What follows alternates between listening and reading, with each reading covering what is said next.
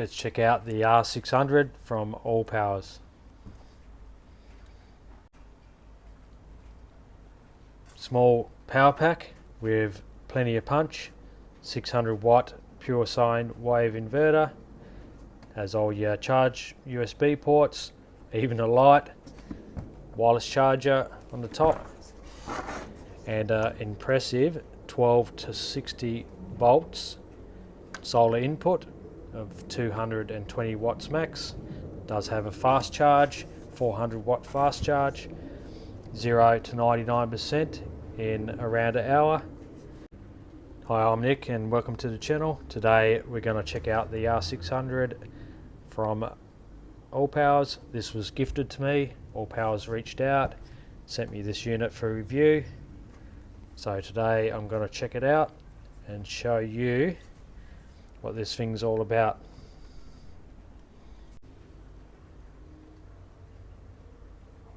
I have had this unit for 2 weeks now, just testing it out. I've probably cycled it 5 or so times, just running various stuff like charging phones, laptops, iPad, stuff like that. I've even been running my heat electric blankets off this at night, and yeah, so far I haven't had an issue with this. I know there are some mixed reviews online and that, but for me this has been great. This is the newer version, so I'm sure they've probably ironed out a lot of the issues on the older version. So yeah, my experience with it so far has been pretty good. The unit has a cigarette lighter port, pretty standard, 12 volts, 10 amps, 2 AC output ports, 600 watt pure sine wave inverter with 1200 watts of surge. Not a real big fan of these rubber flaps. I may take them off, but it does have the Australian New Zealand standard sockets here, upside down for some reason. Don't know the reason why they put these upside down. Does take a little bit to get used to, but we have 2 AC sockets. Moving across to the right hand side, we have 2 USB-C ports, 100 watt USB-C ports with a maximum of 200 watts apparently from what they say. We do have 2 USB-A ports as well, 18 watts each port for a total of 36 watts. We do have a little light here for those that are into the lights. Just cycles through low, medium, high, and SOS. Your power button, press and hold to turn it off, press and hold to turn it on. Got a pretty nice little screen here with the battery percentages, which I like, rather than the increments of 20%. This actually has battery percentage. It's got an input and output and the remaining time. It does have with a smart control app as well, which I'll show you guys coming up, which is pretty handy to be able to control your output ports. You can turn on the AC, the DC and the light through the app, which is awesome. At the top here we have a 15 watt wireless charge port at the top, and on the side we've got the AC charge cable. This has got a built-in charge box as well, so you don't have a big brick that you have to lug around with you. It's all built in, which is a nice feature as well. So we've got the standard kettle cord plug. We have your overload protection circuit here, and this is the XD60 connection for your solar charging. And as I mentioned earlier, an awesome 12 to 60 volts, 8.8 amps max. What I like about this charger being accepting such a high voltage is that it will run off second-hand solar panels, house solar panels, which are at a higher voltage. I think that is great because you can pick up second-hand house panels very cheap online on Marketplace and that. So yeah, if you brought this and a cheap second-hand house panel for around $50, you can get them even cheaper. If you look around, then you'll be able to charge it cheap. In the box comes with your AC kettle cord. We have a user manual and your warranty card. They claim a 5-year warranty on this unit. Warranty card came in this little pouch here. Very well packed. The packaging it came in was pretty decent. Keep in mind that if you're just buying this unit by itself, that you don't get the solar charge cable or the car charge cable as well, so to keep that in mind. If you wanted the extra cables, you'll have to purchase the full package with the solar panel and stuff like that. But if you're just buying the unit itself, then it would only come with the kettle cord, probably to keep costs down. This is very reasonable priced for what it is. It does come with a 299 watt hour lithium iron phosphate battery too, which is good. So that's the good chemistry. You get very good life out of them, high cycle life. Well, let's get into it and put this thing to work, shall we? So just before I turn this on and charge this, I will show you the app and how it works. So to turn the Bluetooth on, you press and hold the DC button for 3 seconds. You'll see the Bluetooth symbol come up. We can go to the AllPowers app here. Press device, follow the steps.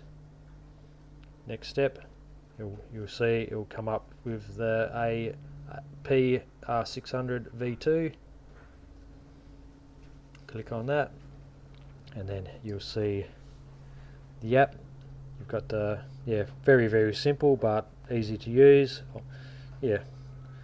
And we can turn on the AC on and off, the DC on and off.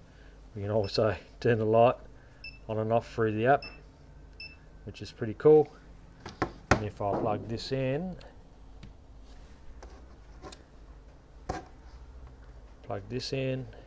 I can turn the DC on and we're charging. We can see the output here, 19 watts, fluctuating. Very cool. Similar thing with the wireless charging. Just keep in mind that not all phones will be able to be charged wirelessly. Some of the newer phones have larger cameras, which sort of prevents your wireless charging to happen. You really need your device to be flush with the wireless charger for it to work properly. As you can see and as you heard, this is actually charging.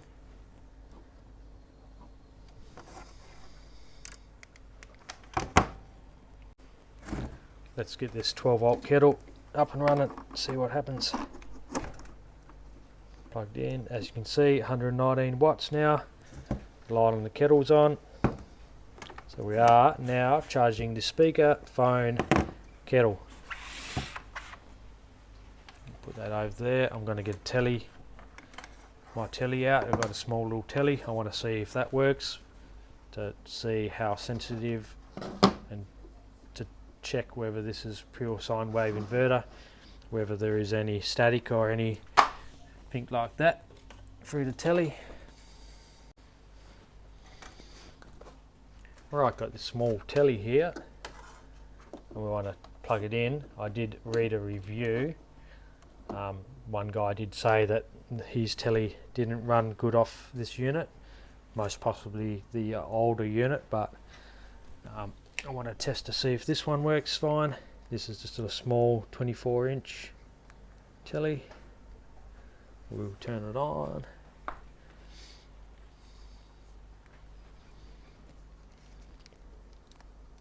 Oh, turn the AC on first will help. Red light's on there now. I can turn it on.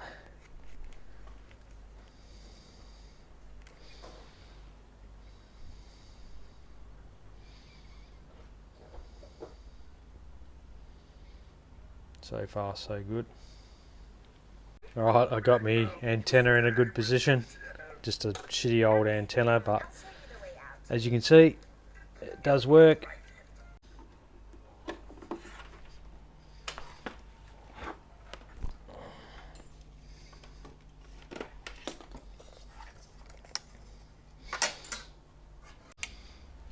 Alright, let's get a bit of charge into it.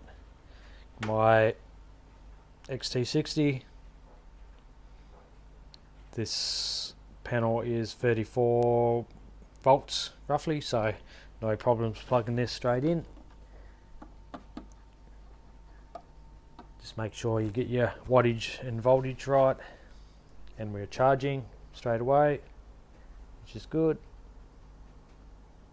123 watts, 138 climbing.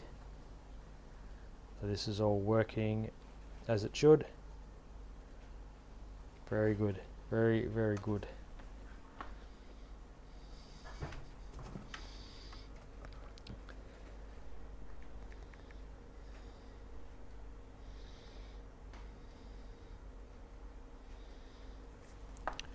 And if we check the app, we can see 44%, 155 watt input, 114 watt output, all working fine. Turn the light on and off. Yeah, so on this section here, if you just press the three dots at the top of the app, and you'll get into the eco mode, shutdown times, and you've got the charge modes for your AC charging, mute mode, standard mode, and fast charge. This does have fast charge, so 400 watts AC, so 0 to 99% in around an hour, which is awesome for such a small unit.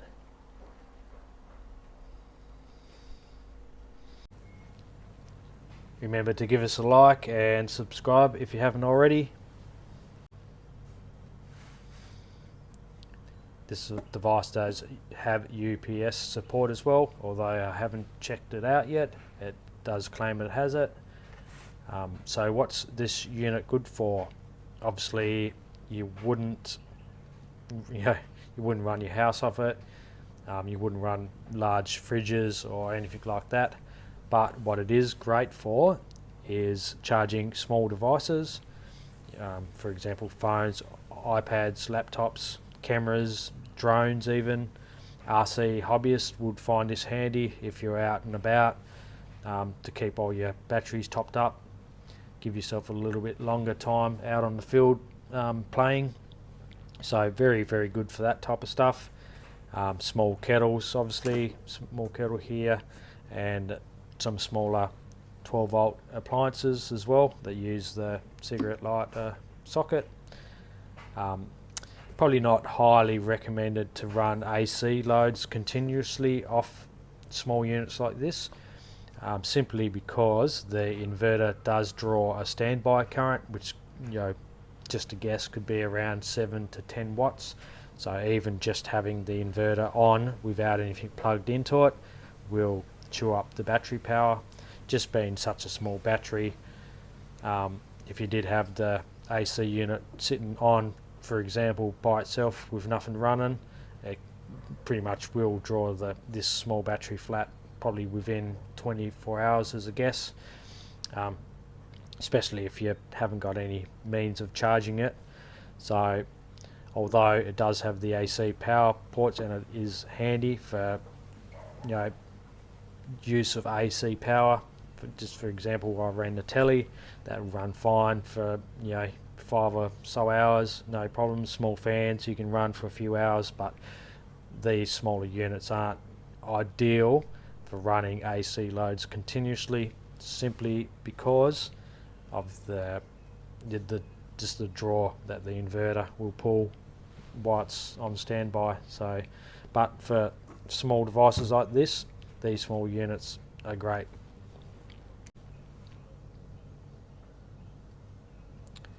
When watching other content creators' videos reviewing this product, I was reading the comments and there was some mixed reviews on this unit.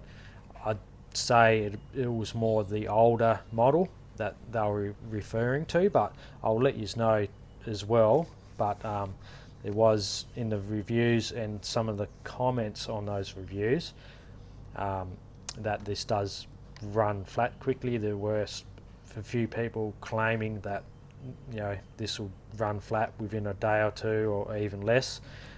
My thoughts on that would be that they had the AC turned on that was running the unit flat. Also noisy fans, there was complaints about this being really noisy when charging it. This hasn't been the case for me. This has been very quiet, so I'd say that they fixed that issue in this previous updated model. For me, the fan noise hasn't been an issue, no problems at all. There has been some comments saying charge problems with the AC, especially the charge problems where it wouldn't charge and it will throw an error. I sort of had a bit of experience just a moment ago with this running off another inverter.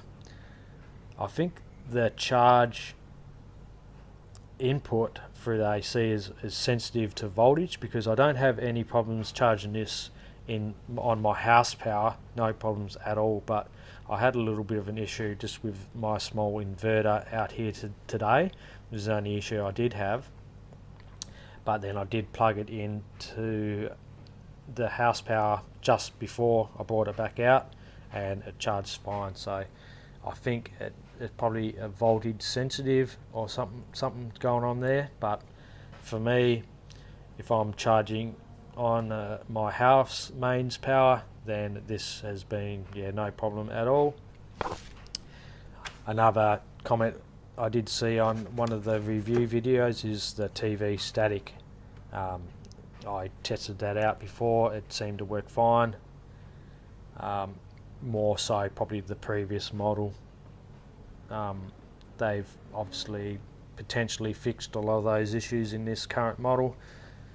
So yeah, keep that in mind when you do purchase it. If you do purchase one of these, I will leave a link below where you can get these in Australia with a code that they give us with a 10% code.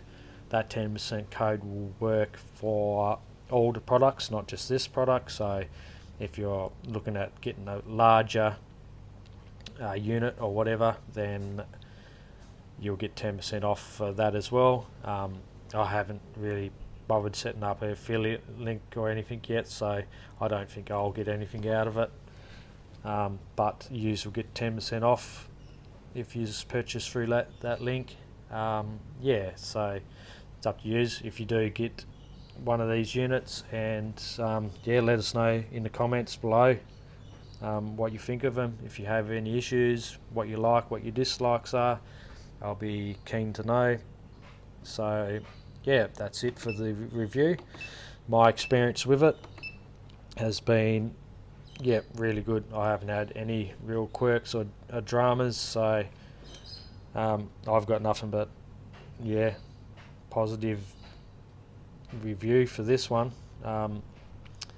AllPowers haven't given me any requirements for this video. They haven't, there's no requirements for me to give a good or a bad review. So this is just what I've found over the last 2 weeks. It's all been pretty good for me. Obviously time will tell. I will keep you updated on this as I go along. If I do have any issues or whatnot, I will let you know. But for the price, these are pretty decent in price range. So yeah, check them out. You see, you're 226 watts now pumping into this thing. Alright guys, I'll leave the links below. I'll see you on the next video. Ciao.